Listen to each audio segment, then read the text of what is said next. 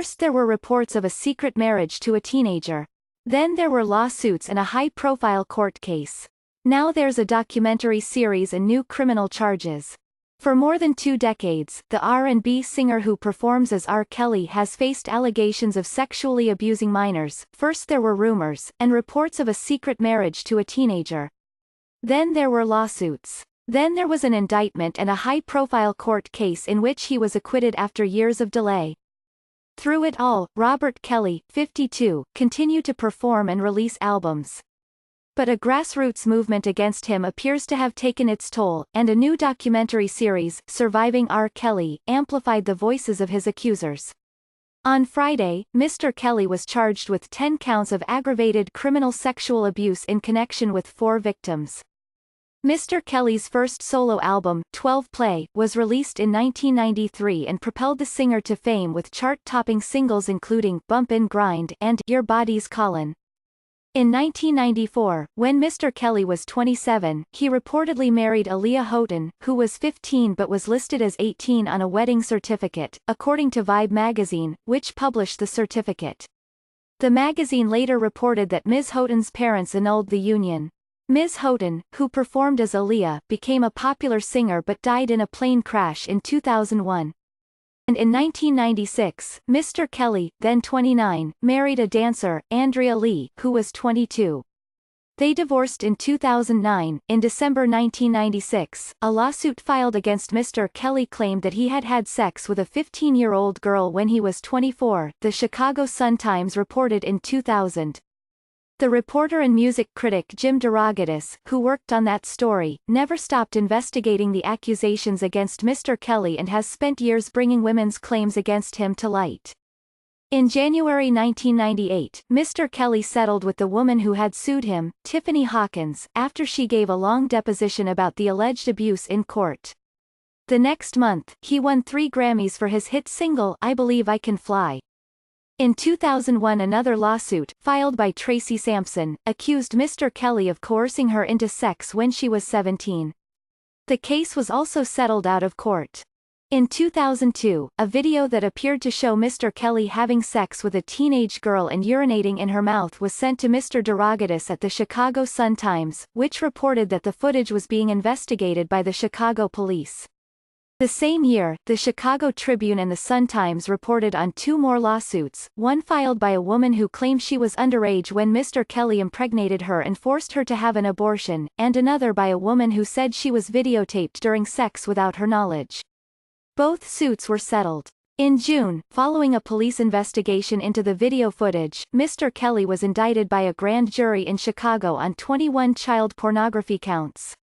He was arrested in Florida, where police found more evidence. The singer was charged with 12 more counts of child pornography, but those were later dropped.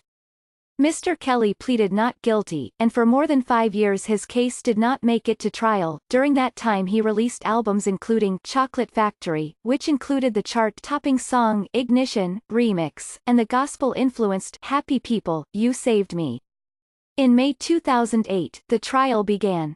Arguments centered on whether the man shown in the video was indeed Mr. Kelly, and whether the girl's identity or her age could be verified.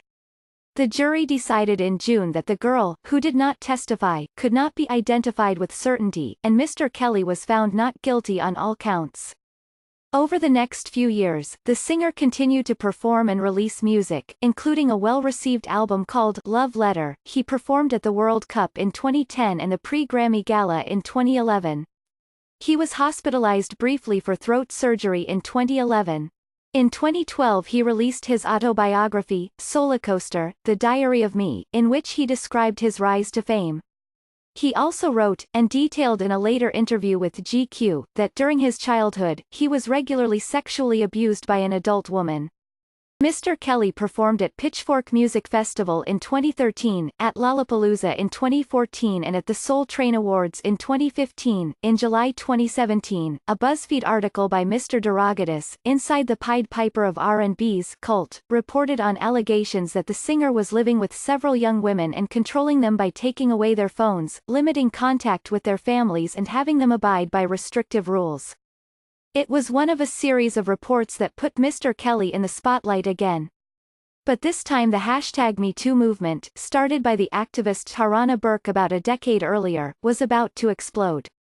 A campaign of protests, in person and on social media under the hashtag #MuteRKelly, began to pick up steam. Mr. Kelly has denied the allegations against him, and his team has said it would vigorously resist this attempted public lynching of a black man who has made extraordinary contributions to our culture.